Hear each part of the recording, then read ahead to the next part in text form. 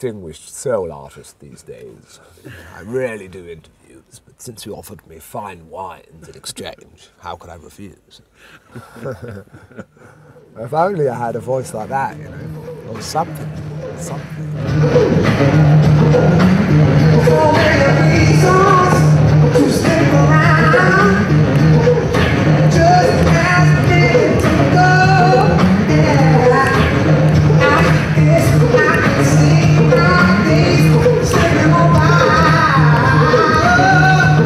I sing in the shower, I sing walking down the street, and I sing in the shop, you know.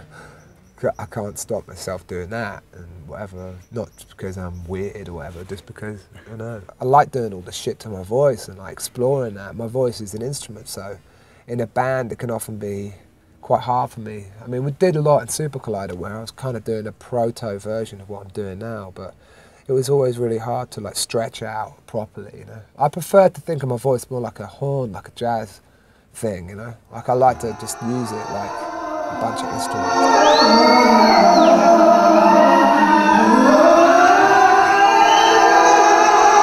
I've done an album that's coming out in June, and it's really a pure album in a way. The sweet songs, really beautifully crafted, like sweet chocolate box of like great little gems, musical gems, and proud of all of them. But it's really hard for me to represent that kind of sound and do it live. And actually my philosophy is always like, I don't want to do something that's the same as the record live, because I don't like it when bands do that. I don't like to like hear the CD live. And sometimes the problem I'm finding now, actually, to be completely honest with you, I've done this show quite a lot, and it's hard for me to shake out my own habits. And I think a lot of musicians in general, guitarists for example, they always pick up the guitar, then they're going to do a sound check or something to try and impress you, you know? So they crack out all their licks, you know, and you see kind of where they're at.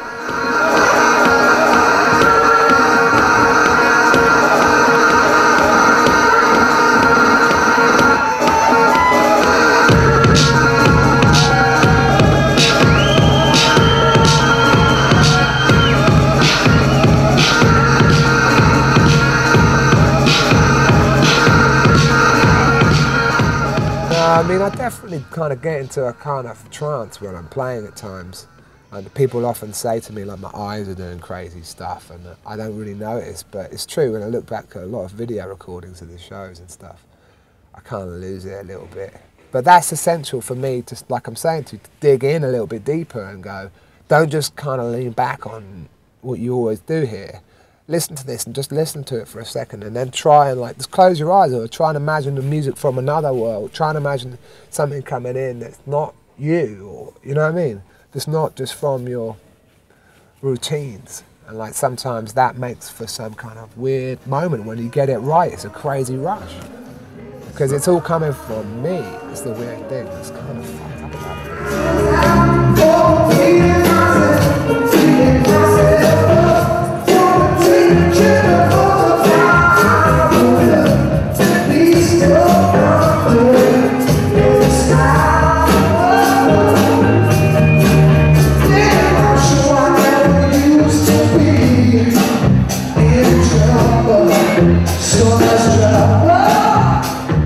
I've noticed recently that I must say that I've enjoyed like having no music on, which is a weird first for me. I wonder if it's really like a bad thing, but sometimes I just really want to have nothing around me now. It's kind of weird. Just me and my tinnitus, you know?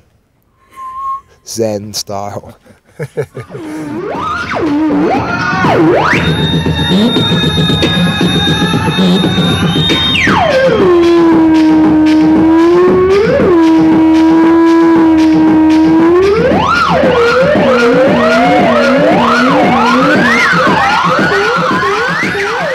Every night I experience at least 3 or 4 moments where I'm like, damn, that sounds good. And I'm listening to what's been made and I'm just kind of feeling it too, just like the audience at that point. And it is weird sometimes because you do something and then it's playing back and you're like, wow, did I just make that? That's kind of cool. And sometimes in the studio I get a mental block and it's hard for me just to create, whereas on stage I'm creating seamlessly the whole way through. It's pretty weird.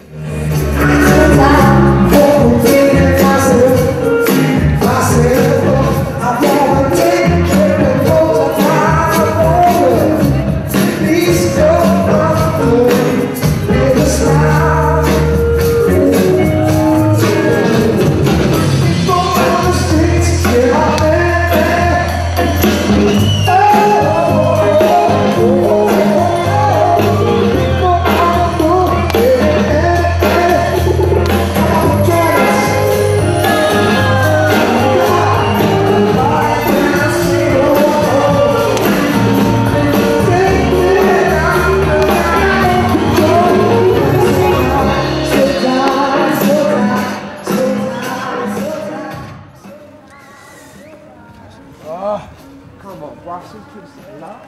It's freezing.